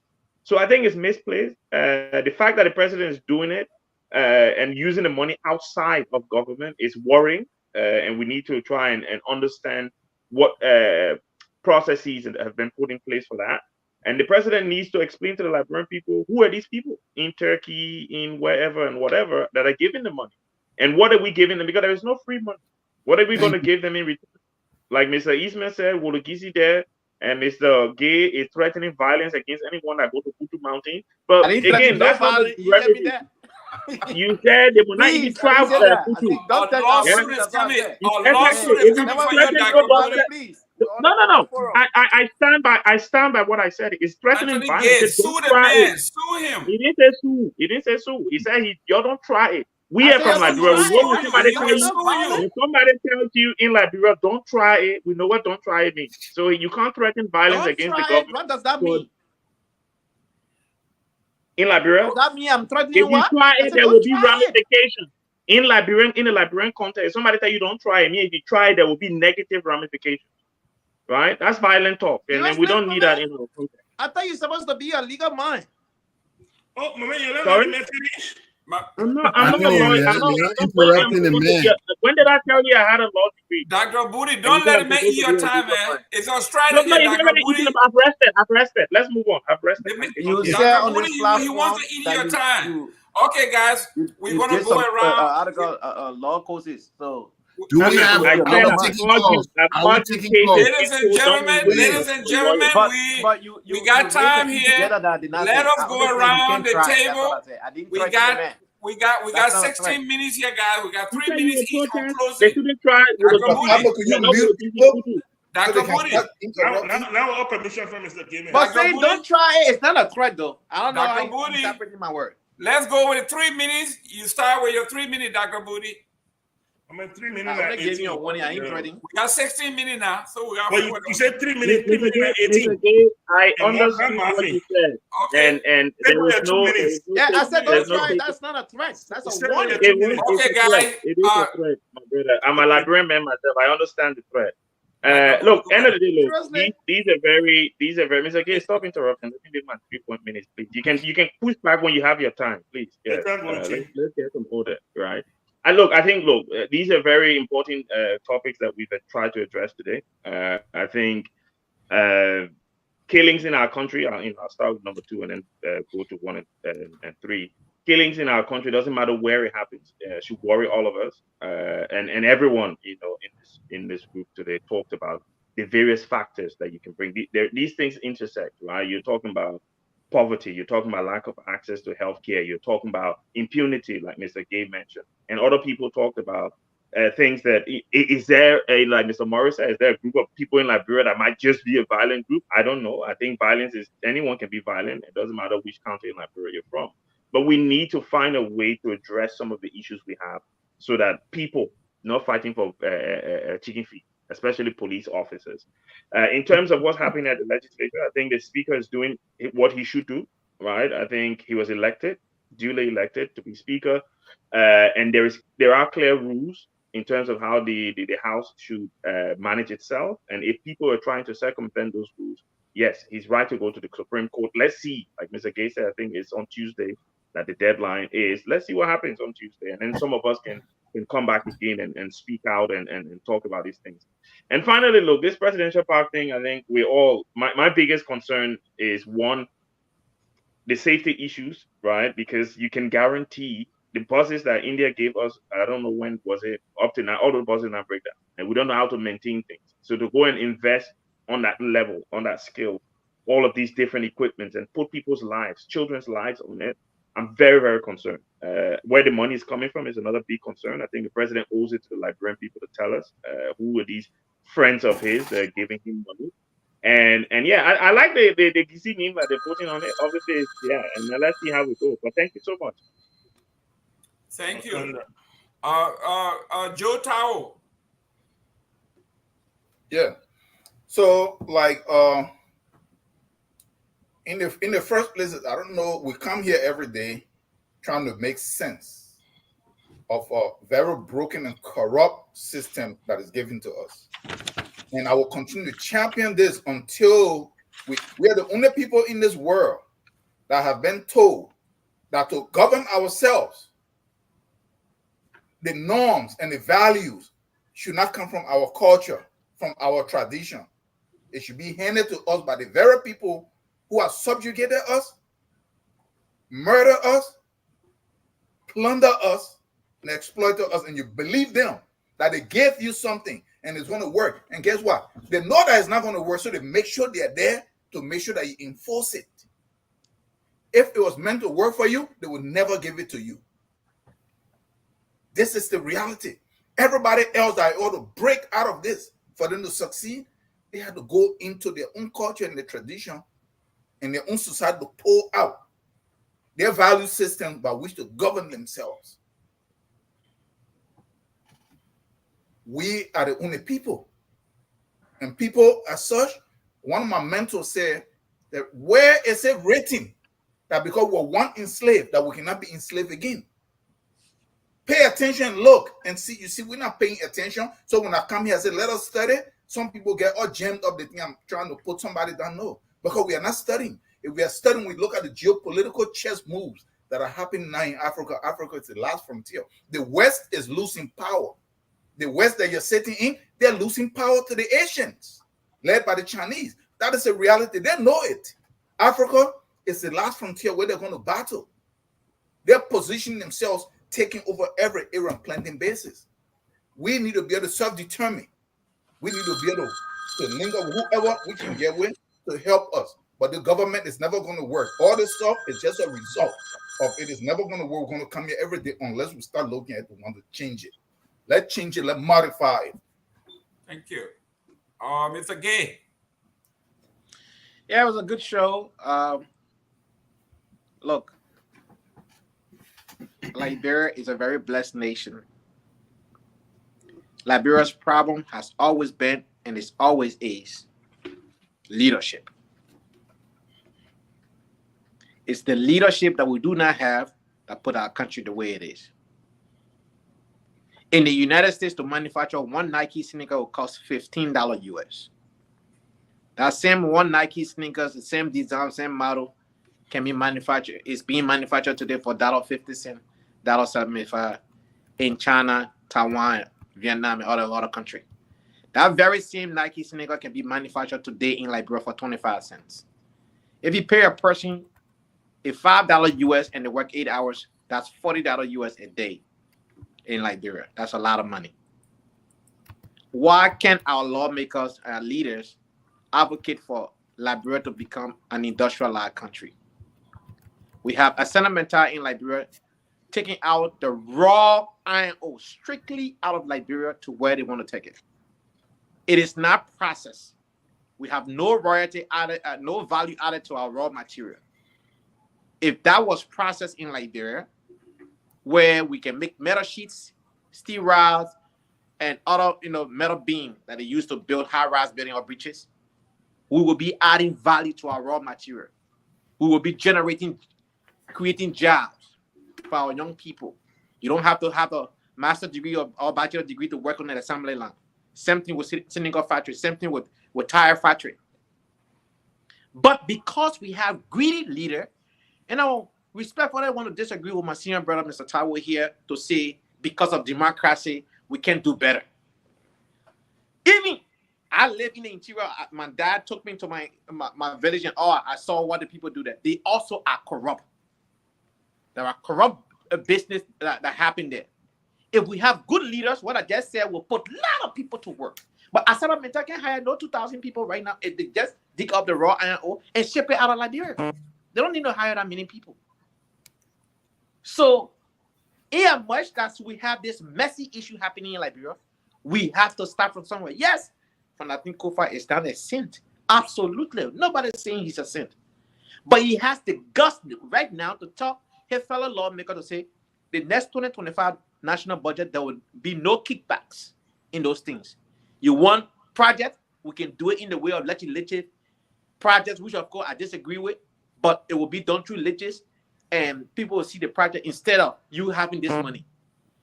Where the corruption happened the most, doing concession deal, doing the national budget passage, that's when they get a lot of kickbacks.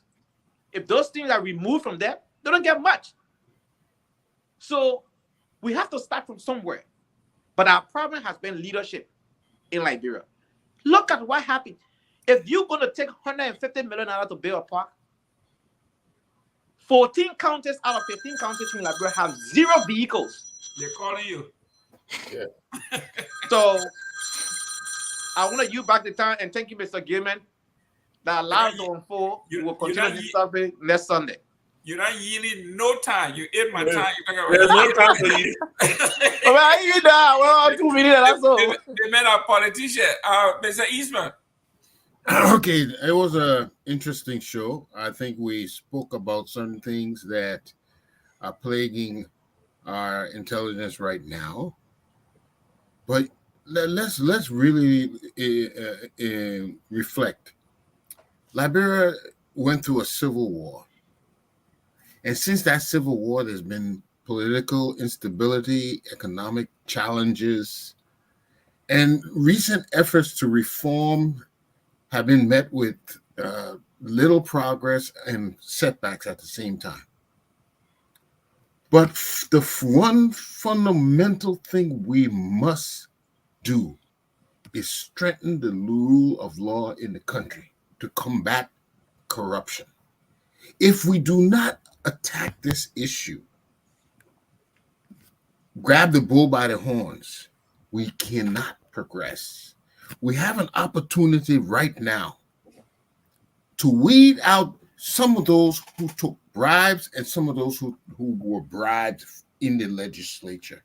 This is an opportunity for us to start correcting the wrongs. If this is swept under the rug, just say we got another 6, 12, 18 more years of the same, because you cannot build on a shaky foundation.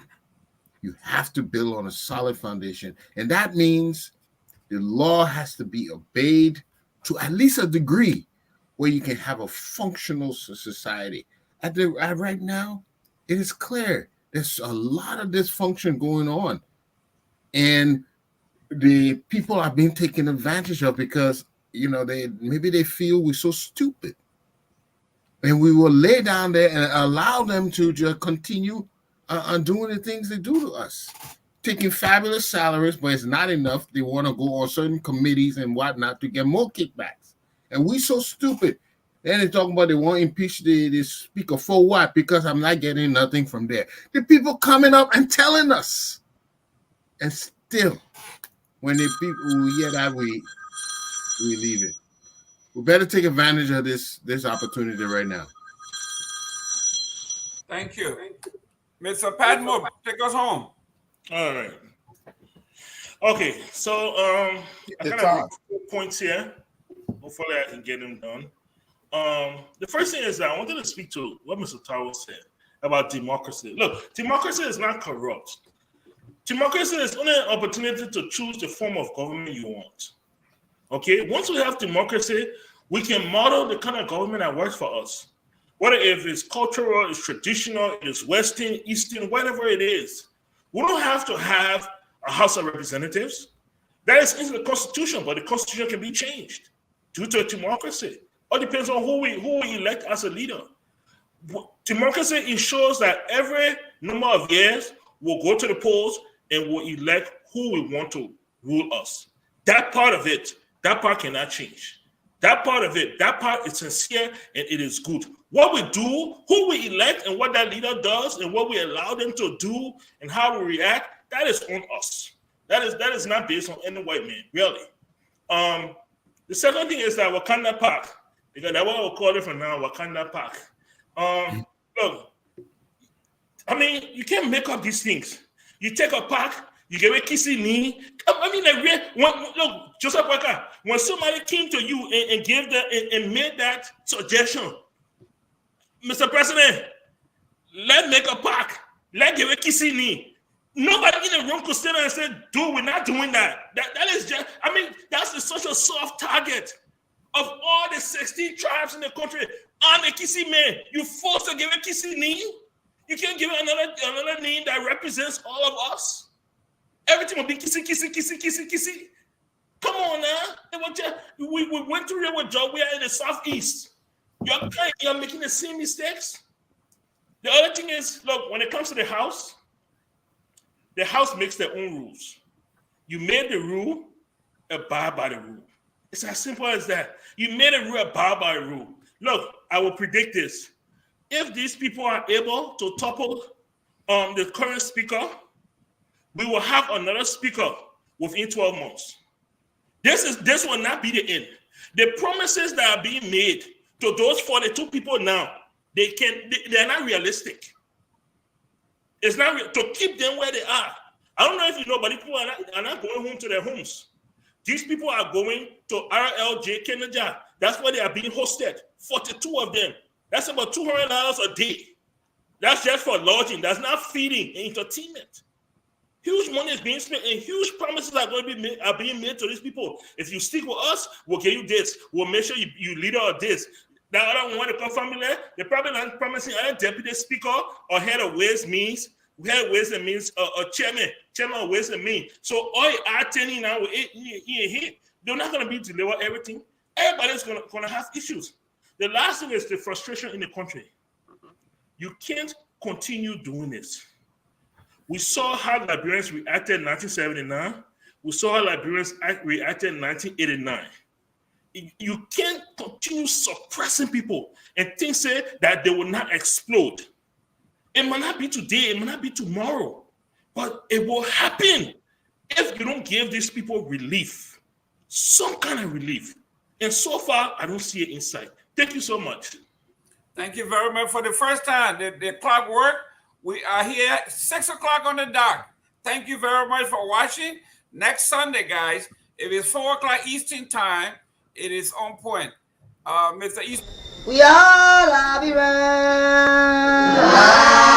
Liberia is our home.